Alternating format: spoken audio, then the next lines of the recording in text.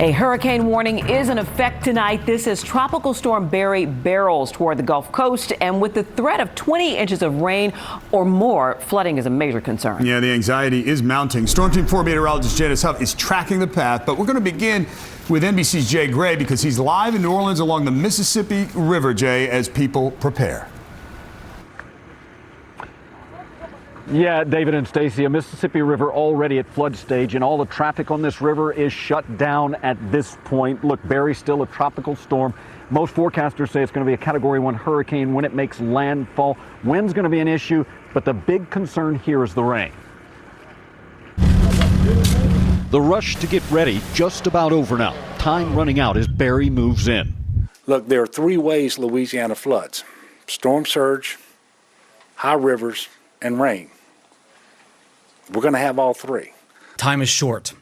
If you have preparations that you need to complete, now is the time. You do not have much more time at all before the impacts of Barry will be here. A dangerous triple threat, with the Mississippi River normally at 6 to 8 feet this time of year, already at 16 feet and climbing. The levees that protect the city top out at 20 feet. I've never seen it this high. I really haven't ever seen it this high, and so it's a little scary.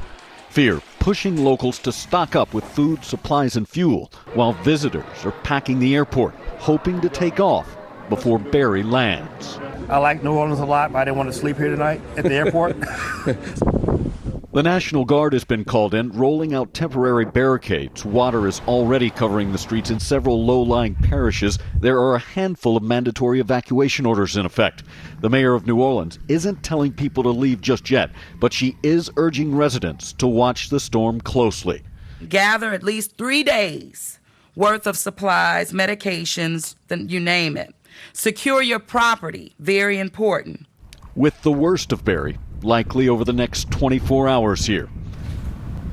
All right, Janice Huff following this with more on it for us now, Janice. Right now, Stacy and David, we have a view of the radar picture. It shows where the rain is right now. They haven't had a lot of rain in the last 24 hours in New Orleans, but we're starting to see the showers pick up in activity, and they're spotty in nature, but they're rotating around the outside of the circulation of Barry, which is located here, just south, not too far south of the Louisiana coastline. You can see the storms are starting to pick up even on the right side of that. And look at this area. This is the enhanced satellite, which shows the tallest and brightest clouds and the storms. These are thunderstorms here, just on the south edge of it. So the rain is on its way up, and so are the waves. This is a picture from a buoy that's out in the Gulf of Mexico, and this is a wave. This is not the horizon here. That's how high the wave is. We're seeing wave heights now above 15 feet, up around 16 feet out in the Gulf of Mexico. And so as that wall of water starts to push forwards towards the coastline, it will bring inundation